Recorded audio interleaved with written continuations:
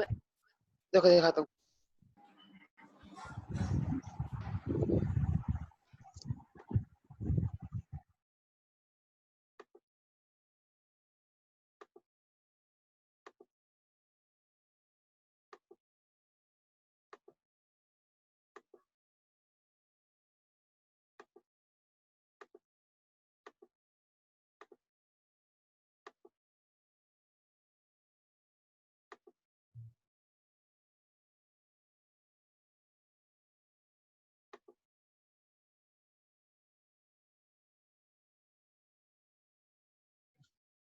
Good morning, everyone. We will be starting with the session in few seconds. Let the participants get into the class.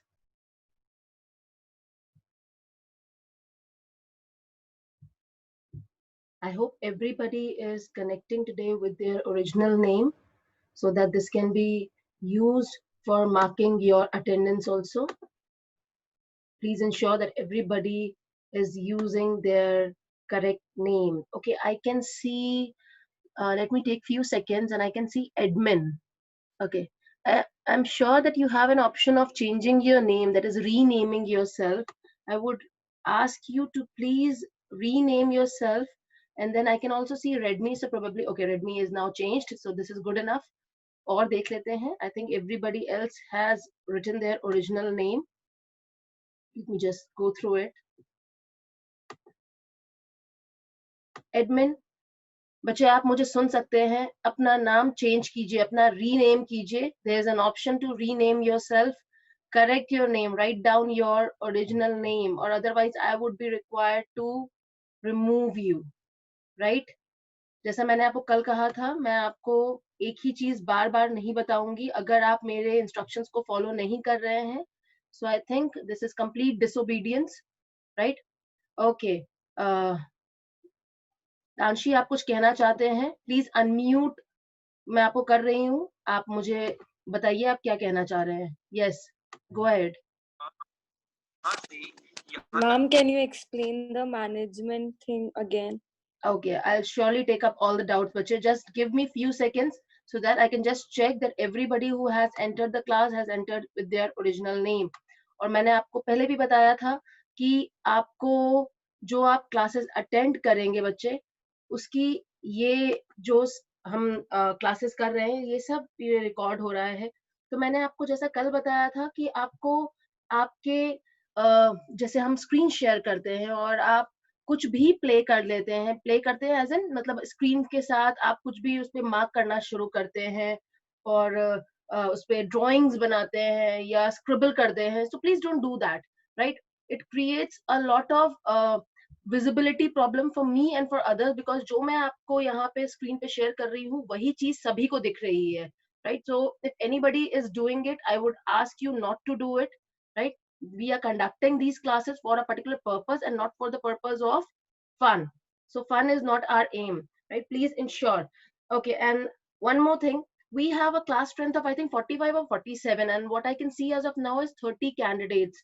So please ensure that you are attending the classes regularly, because anybody who is seeking any kind of assistance of notes after the class is over because of some network problem or something, I would surely be helping you out with that, but only in case if it is a problem of once or twice, not after that, right? That means you cannot expect me to forward you all the notes on daily basis because you are not attending the classes which are getting conducted on the scheduled time. So you need to follow it, right? So everybody, please ensure that whatever that has been taught or whatever that will be taught, you are understanding it by attending the classes and not by taking the recording. और आपको मैंने जैसे कल भी बताया था message के through, मैं फिर से एक बार आपको बता रही हूँ कि जो भी आपको रिकॉर्डिंग्स मिलेंगी वो डायरेक्टली मुझसे ही मिल सकती हैं, क्योंकि अगर आपने रिकॉर्डिंग आपस में शेयर करने की कोशिश की तो आप उसे एक्सेस नहीं कर पाएंगे, because it includes the permission. The access of that file will require my permission, which I will not provide. So better would be that you attend the class regularly. This is just like the class that we will have in school. The only thing is that we will be physically present in the class, and here we are present virtually. That means this is a virtual session that we are conducting. But this is all for your benefit and productivity only. Okay, behind me I think you can see a whiteboard also. So I have also attached this, I have also put up this whiteboard so that whatever numerical problem that we are going to do, we will be doing it through that, right? So do not worry, we are not going to go whatever theory that we are doing it like this. And I hope everybody is able to understand whatever theory that we have covered this till now, and we'll be covering the remaining theory like this only. And whatever numerical portion that we have to cover, we will be doing it through the whiteboard, so you will be able to understand each and every segment, so do not worry about it. Okay, Tanshi, you have another doubt also, please bataiye. I think I should be able to unmute you. बताइए तांशी, क्या कह रहे हैं आप?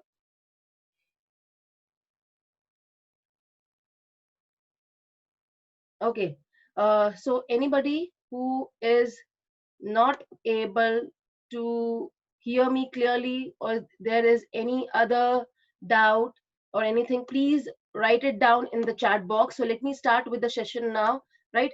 So we have already completed the theory, the basic theory, that is what is accounting, what is accounting process, which is also known as the cycle of accounting.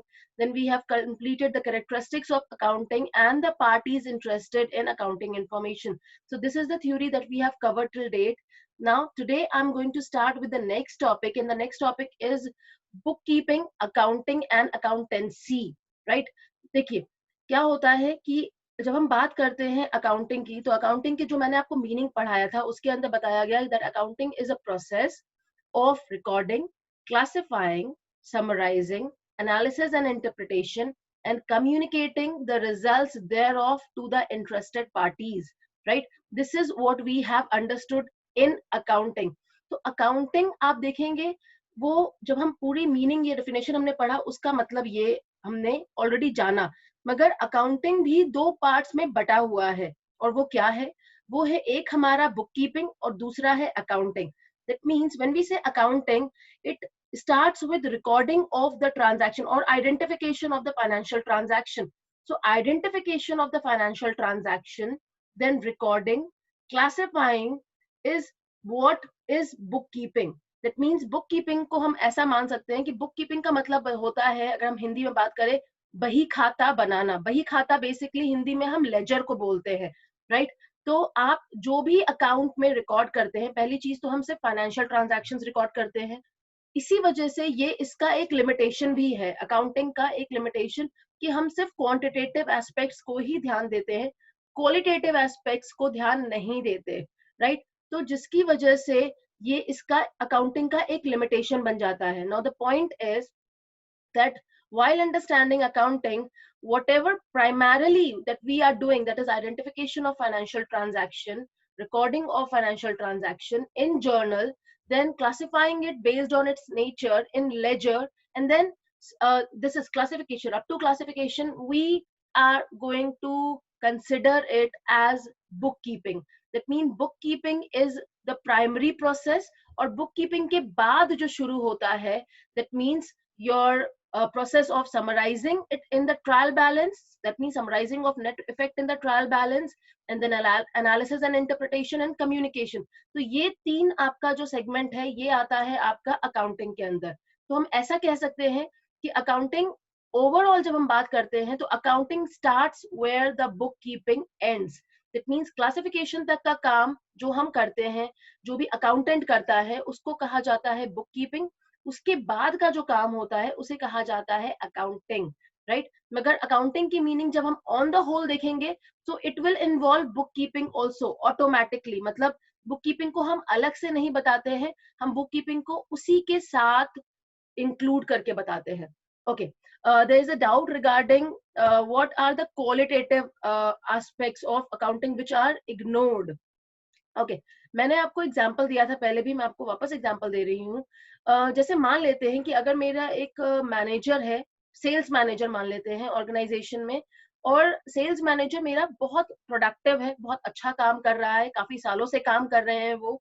मगर अभी जब मैंने देखा, so I could figure it out कि अभी पिछले 6 महीनों से वो रिजल्ट डिलीवर नहीं कर रहे हैं. मतलब उनका टारगेट जो हमने उनको असाइन किया हुआ है, he is unable to deliver that target. So we ask him to leave, that means हमने उनको फायर किया मतलब हमने उनको निकाल दिया, रिट्रेंच कर दिया, right?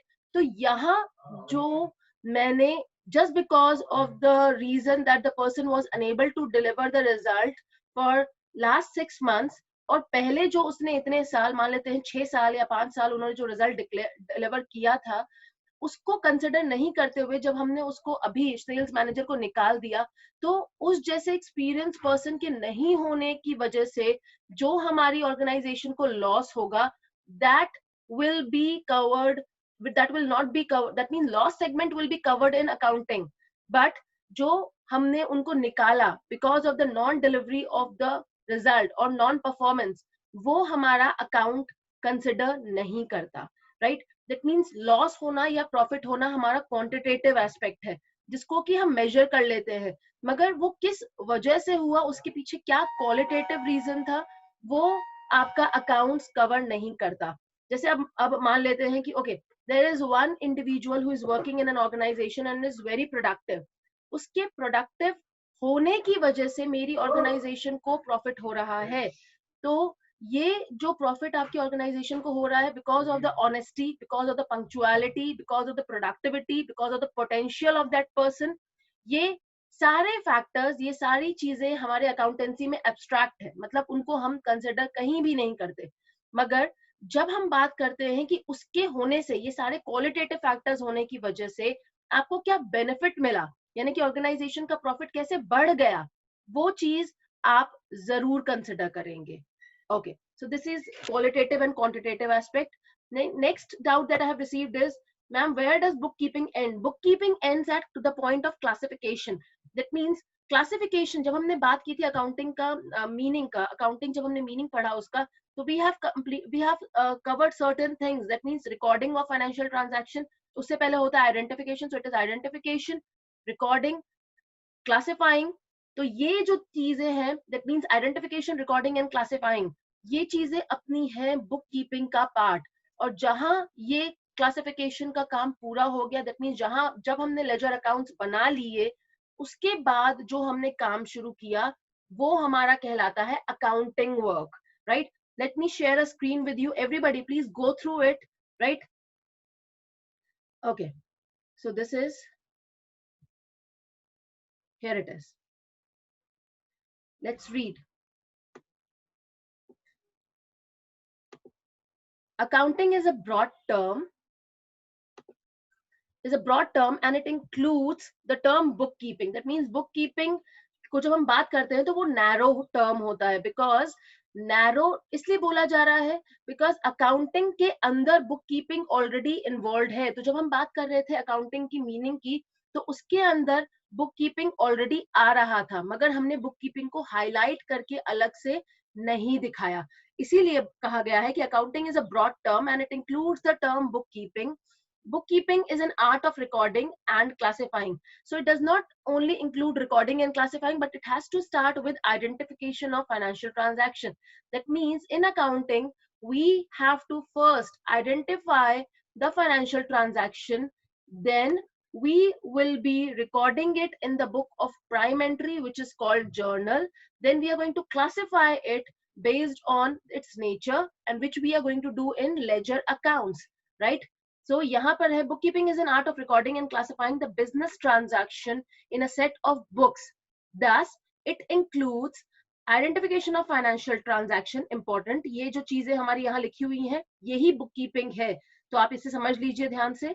It will start with identification of financial transaction. That means every transaction, everything which is happening in an organization, if it is related to money in complete sense or in part, right? So that is considered as a financial transaction.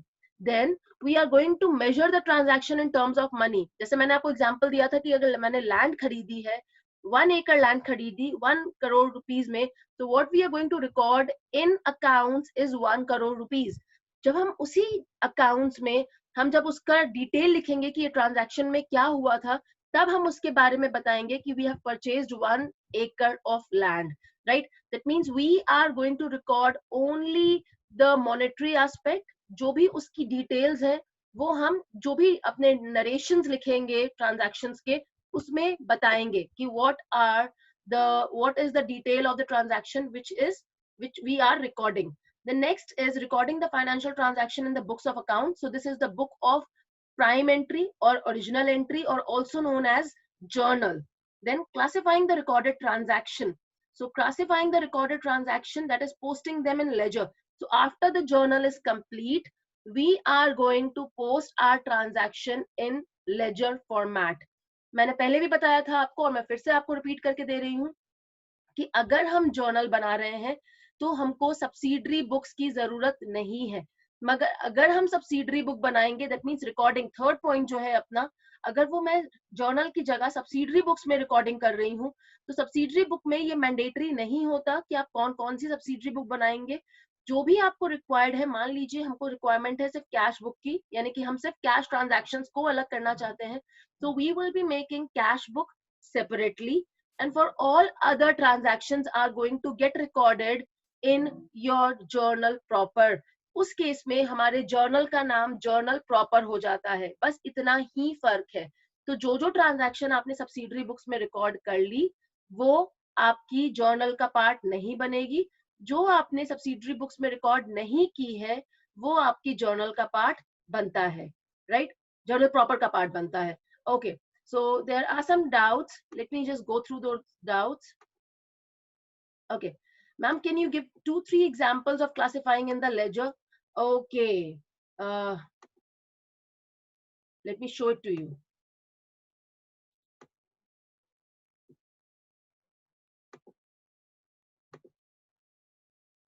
Everybody, I think you are able to follow the screen. Please look at the ledger.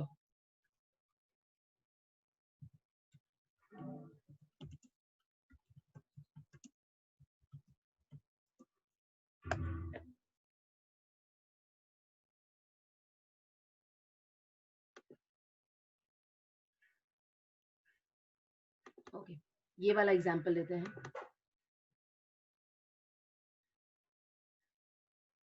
Okay, everybody, you are able to see this. हम जैसे cash में देख रहे हैं तो यहाँ पर, एक मिनट, ये वैसा फॉर्मेट नहीं है जैसा हम पढ़ने वाले हैं, so let me show you something more original जैसा हम पढ़ेंगे।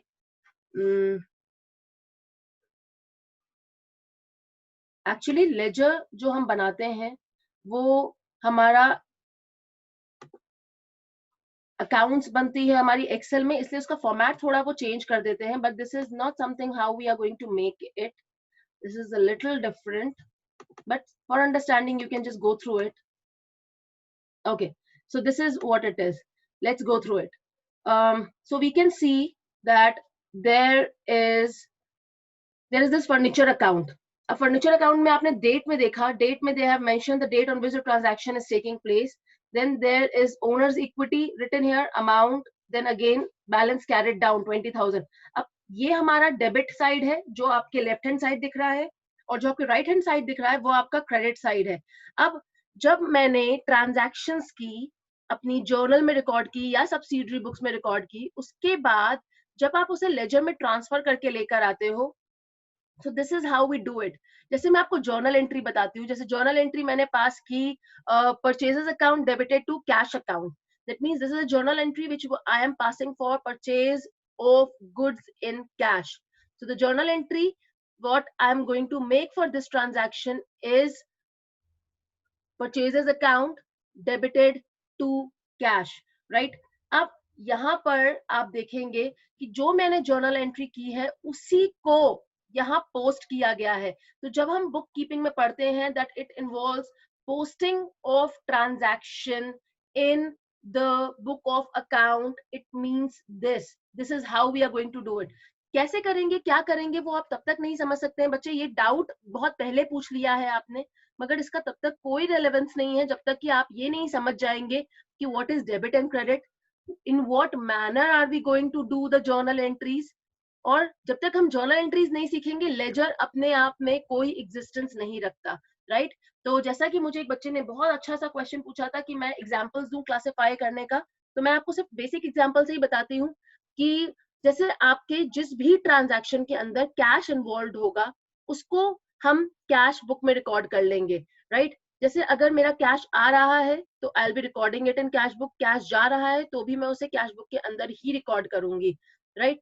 तो बुक कीपिंग के अंदर जो आपने पढ़ा, that it includes identification of financial transaction, recording, classifying. तो जो भी आपने ट्रांजैक्शन रिकॉर्ड की है वो सब आपने रिकॉर्ड की है date wise, that means as and when they are taking place, on whichever date they are taking place, आप उसको क्रोनोलॉजिकल ऑर्डर यानी कि सिस्टमैटिक मैनर में रिकॉर्ड करते जाते हैं, राइट? तो वो जब आप रिकॉर्ड करते हैं वो सब एक ही साथ लिखा हुआ है। अब आप क्या करेंगे, जब लेजर बनाएंगे उसको, तो उसके नेचर के बेसिस पे आप डिसाइड करेंगे, दैट मीन जितने मेरे ट्रांजैक्शंस, जैसे मान लेते हैं फर्नीचर से रिलेटेड था, वो सब फर्नीचर अकाउंट में आ जाएगा। जितने मेरे ट्रांजैक्शन कैश से रिलेटेड है वो सब कैश अकाउंट में चले जाएंगे। जितने मेरे ट्रांजैक्शन बैंक से रिलेटेड है वो बैंक अकाउंट में चले जाएंगे। So anything which is related to any particular nature will be posted in their particular ledger account। ये क्या होगा, कैसे होगा, वो सब हम जब डेबिट क्रेडिट समझ लेंगे, जब रूल्स समझ लेंगे, जब जर्नल एंट्री समझ लेंगे, तब समझाएंगे आपको लेजर। तब तक आप वेट कीजिए। और अभी जो मुझे अभी आपने क्वेश्चन पूछा है, can you please explain debit and credit, बच्चे मैं अभी डेबिट और क्रेडिट नहीं समझाऊंगी आपको, although it is very easy for me to explain it right now, but अभी आपको उसकी कोई कनेक्टिविटी समझ में नहीं आएगी। So I will explain it to you in much more detail. So let's move further in the topic what we were doing. Okay, so let's move further. So bookkeeping we have already completed. I hope there is no doubt in bookkeeping to anybody. If there are any doubts related to bookkeeping, please post your doubt. If there are no doubts, let's move further. So bookkeeping में आप definition पढ़ रहे हैं जब, so bookkeeping is an art of recording business dealings in a set of books. That means we are only taking care of recording and classification part. इतना जो आप करते हैं तो उसको हम कहते हैं बुक कीपिंग। और इसीलिए कहा जाता है कि बुक कीपिंग नैरो कॉन्सेप्ट है, because this is what accounting includes, right? अब हम चलते हैं व्हाट इज अकाउंटिंग के ऊपर। तो हमारी अकाउंटिंग हमको ऑलरेडी पता है, अब हम बस उसको एक बार फिर से रिवाइज कर रहे हैं। So accounting is a broad term because it includes bookkeeping.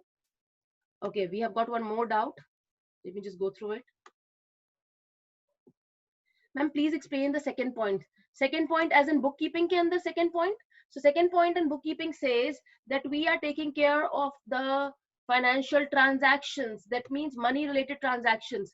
तो आपके जो भी transactions होते हैं जिसमें money involved है, यहाँ पर जब हम बात कर रहे हैं measuring the transaction in terms of money, this was one of the characteristic also if you remember. तो मैंने क्या बताया था आपको कि जो भी transaction में money involved है आपको वो identify कर लिया।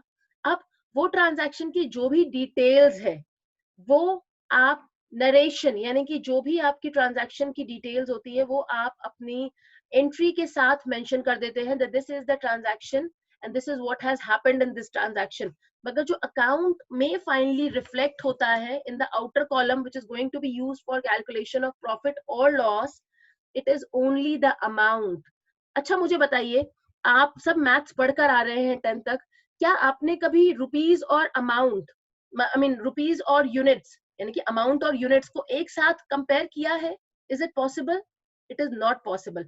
अगर मुझे प्रॉफिट और लॉस निकालना है तो मुझे सिर्फ अमाउंट की जरूरत है, कितने यूनिट्स बेचे, कितने यूनिट्स खरीदे, कितना क्या परचेज किया, उसकी डिटेल्स क्या है। These are the things which are not required in accounts to determine the profit और लॉस, राइट? तो वो जो डिटेल्स होती हैं, क्योंकि वो भी जानना हमारे लिए जरूरी होता है कि एक्चुअली एक ट्रांजैक्शन का पर्पस क्या है, वो ओरिजिन कहाँ से है उसका, तो वो सारी डिटेल्स हम लिखते हैं, right? But it is not used for the purpose of calculating our profit or loss. It is only the amount factor, the money factor, which is to be taken into consideration, right?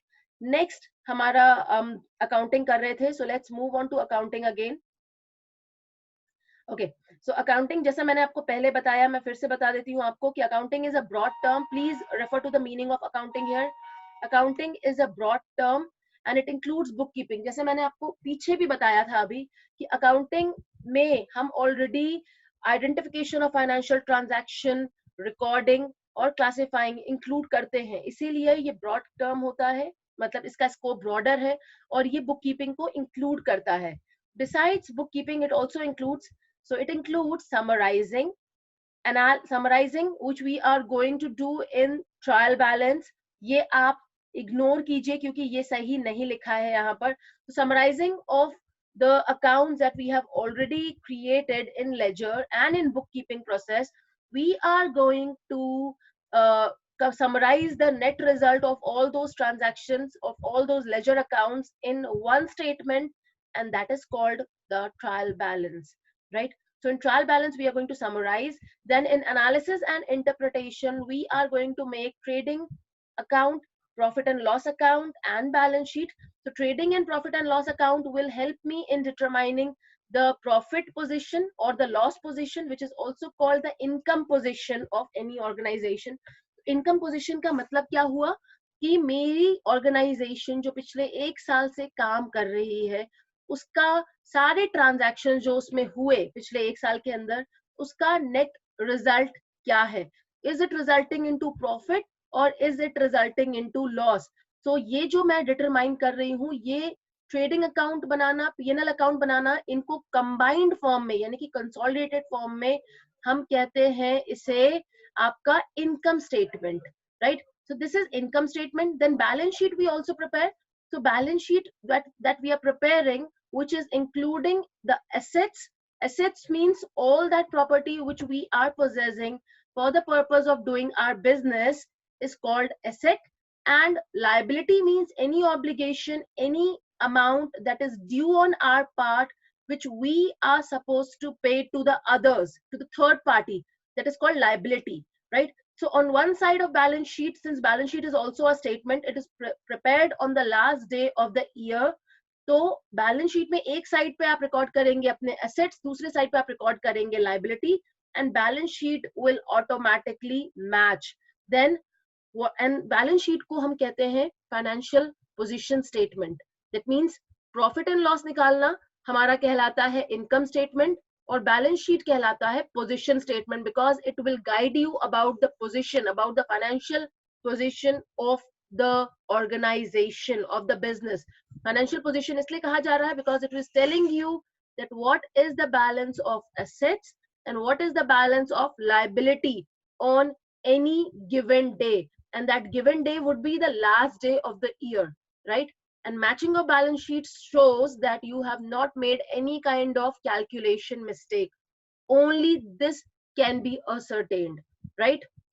Okay, balance sheet बना लिया. Balance sheet के बाद जो हमने analysis में trading PNL balance sheet बनाया, मैंने profit loss calculate किया, मैंने एसेट लायबिलिटी के बैलेंसेस पता किए, इसको अब ये सारी इंफॉर्मेशन मेरी अकाउंटिंग इंफॉर्मेशन है. जैसे मैंने आपको पहले भी बताया कि हर अकाउंट, हर पर्सन जो कि आपके इंटरेस्टेड पार्टीज के अंदर इन्वॉल्व था, जो हमने कल पढ़ा, जिसके बारे में इंटरनल एंड एक्सटर्नल यूजर्स, वो सारी की सारी पार्टीज आपकी अकाउंटिंग इंफॉर्मेशन को रीड नहीं कर सकती. मतलब वो सारे अकाउंट्स savvy नहीं होते, right? So how are they going to take their decisions? So to enable them in taking their decisions, we are going to ensure that we are going to break down the complex accounting information into a simpler form. और वो simpler form क्या होता है? That by using cash flow statement, by using ratios, by using common size statement, by using trend analysis, these are some of the tools that I'm naming. अभी ये सब आपको कुछ भी जानने की जरूरत नहीं है कि ये क्या डिटेल में होता है और कैसे बनता है. ये सब आपके 12th के चैप्टर्स हैं जो आप पढ़ेंगे, राइट? तो ये आपको ये सारे टूल्स हैं जिसको हम अप्लाई करते हैं अपने उसी अकाउंट्स पे, that is trading and PNL account और बैलेंस शीट स्टेटमेंट के ऊपर, and then we draw the meaningful conclusion, right? जो कंक्लूजन आपने निकाला इस इंफॉर्मेशन से, वो ही प्रोवाइड किया जाता है आपके इंटरेस्टेड पार्टीज को, so that they can take their respective decisions, right? तो जब तक ये सारी चीजें आप बनाकर अकाउंट्स उसका इंटरप्रिटेशन नहीं करेंगे, that means if you will not draw the conclusion, if you will not draw the meaningful draw the meaning of the accounts that you have made, it is of no use. Let me tell you very frankly, because anyone who is actually a part of the stakeholder, that means who is interested in knowing your financial position or income position and is not friendly with accountancy as a field, so would not be able to understand the financial information. So for that person particularly, it is very important that we interpret the accounts, right? So when we'll interpret it, it will become easy for us to communicate it to the parties who are interested. Okay. There's a doubt. Let me explain the doubt.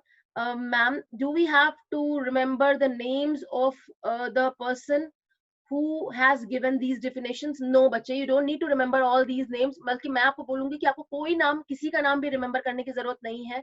आप सिर्फ और सिर्फ meaning भी बताएंगे accounting की, book keeping की, वो भी काफी रहेगा. जब भी एग्जाम में पूछा जाता है, we always ask for meaning. और अगर क्वेश्चन पेपर में आपको लिख के आता है डिफाइन अकाउंटिंग, फिर भी आप मीनिंग लिखेंगे और आपको पूरे मार्क्स मिलेंगे, राइट? जब आप 11th-12th में आ जाते हैं ना, तो पर्पसफुली अकाउंट्स में आपको किसी को कोट करने की जरूरत नहीं है कि इसने ये दिया था डेफिनेशन, राइट? ये जरूरी नहीं होता है. आपको सिर्फ सही बताना है और कंटेंट आपका रेलेवेंस होना चाहिए. That means what is required.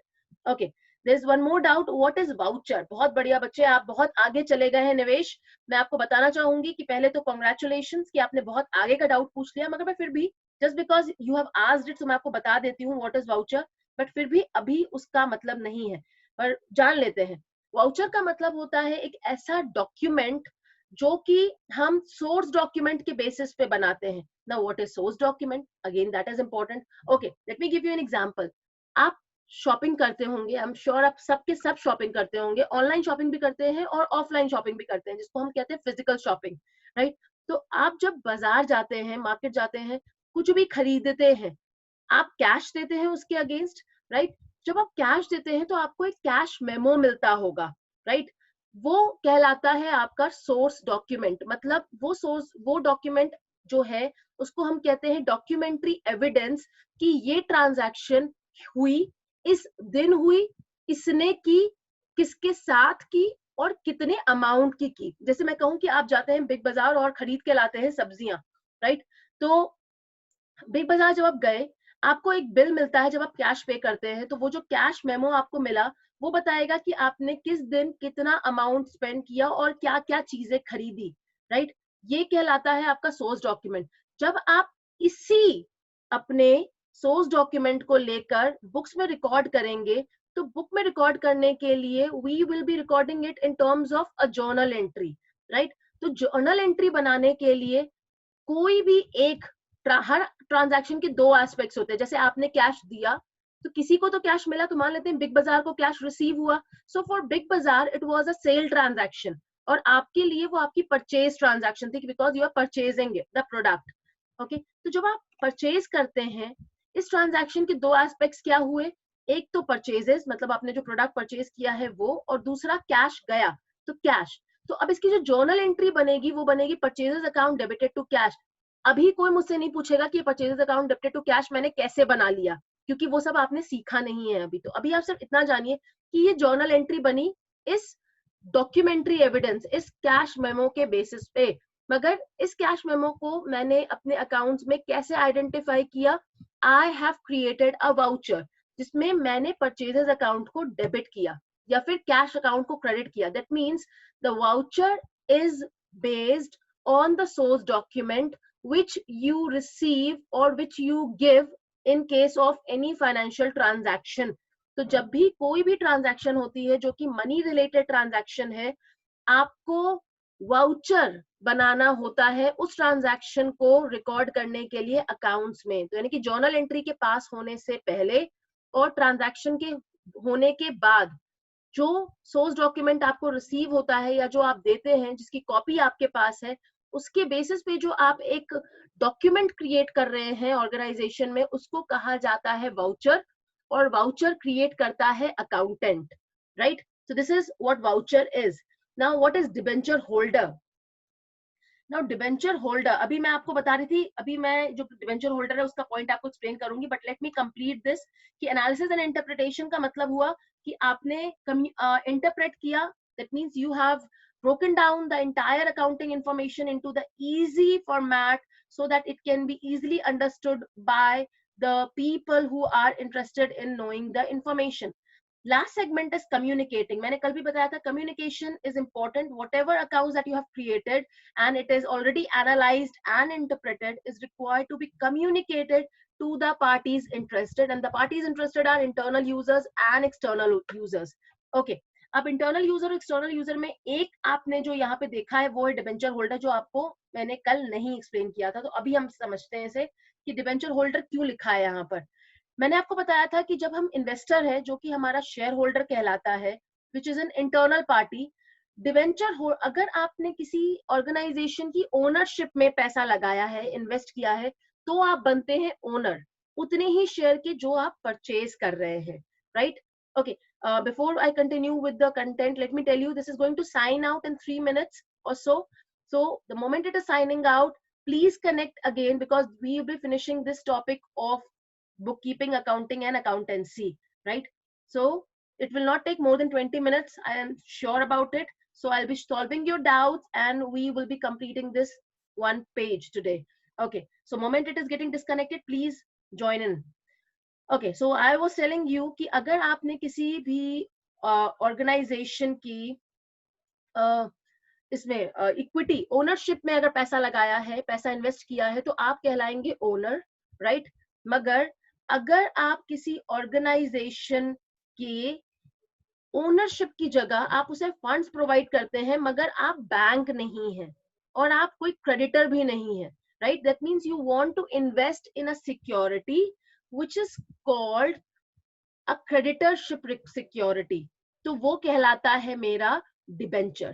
तो डिबेंचर मतलब डिबेंचर एक ऐसा सोर्स है जिससे मैं पैसा रेज कर सकती हूँ, पर डिबेंचर में फर्क क्या होता है कि शेयर्स में जब आप पैसा लगाते हैं तो आपको ओनरशिप मिलती है, जब मैं बात कर रही हूँ इक्विटी शेयर्स की, मगर जब मैं डिबेंचर्स परचेज करूंगी तो ये वो इंस्ट्रूमेंट है जिसके थ्रू ऑर्गेनाइजेशन पैसा तो रेज कर रही है मगर अपनी ओनरशिप ट्रांसफर नहीं करती। मतलब डिबेंचर होल्डर्स, मान लेते हैं पब्लिक ने पैसा लगाया डिबेंचर्स में, राइट? तो डिबेंचर वो आपका इंस्ट्रूमेंट हुआ, फाइनेंशियल इंस्ट्रूमेंट, फाइनेंशियल प्रोडक्ट हुआ, जहां पर आपकी जनरल पब्लिक पैसा लगा रही है, मगर इसके अगेंस्ट, इस पैसा लगाने के अगेंस्ट आपको मिलेगा टाइमली इंटरेस्ट, राइट? तो मान लेते हैं कि हर महीने आपने इंटरेस्ट मिलेगा आपको, जो भी पैसा आपने इन्वेस्ट किया है उसके ऊपर, और वो इंटरेस्ट तभी मिलेगा अगर ऑर्गेनाइजेशन को लॉस होता है। मतलब फर्क क्या रहा कि शेयर होल्डर्स को आपके रिटर्न्स यानी कि डिविडेंड तब मिलता है जब ऑर्गेनाइजेशन को होता है प्रॉफिट, राइट? मगर अगर डिबेंचर में मैंने पैसा इन्वेस्ट किया है और मेरी ऑर्गेनाइजेशन जहां मैंने पैसा लगाया है डिबेंचर्स में उसको प्रॉफिट नहीं हो रहा, तब भी मुझे इंटरेस्ट मिलेगा। मतलब बेसिकली ये ऑर्गेनाइजेशन के लिए एक लायबिलिटी है जो उसको रीपे करनी ही है, और अगर ऑर्गेनाइजेशन इस लायबिलिटी को पे करने में डिफॉल्ट करेगी तो ऑर्गेनाइजेशन के जो भी एसेट्स हैं या जो भी आपके प्रॉपर्टी है, डिबेंचर होल्डर्स उनको बेचकर अपना पैसा रिकवर करेंगे, right? So debenture holders are having those rights which banks also possess। बस फर्क क्या होता है कि बैंक लोन के फॉर्म में पैसा देता है और बैंक को भी आपसे मिलता है इंटरेस्ट और प्रिंसिपल, डिबेंचर होल्डर्स को भी ऑर्गेनाइजेशन से मिलेगा इंटरेस्ट और प्रिंसिपल, राइट? और डिबेंचर होल्डर आपका कितने भी पीरियड के लिए हो सकता है, यानी कि it can go to 3 years, 5 years, 10 years, any period of time, right? But the only thing that you need to take care of कि डिबेंचर होल्डर्स जनरली बैंक्स नहीं होते, बट बैंक्स भी परचेज कर सकते हैं debentures, right? So they are being purchased by general public, और anybody who wants to purchase can be can be another company also who can invest in debenture of the organization, right?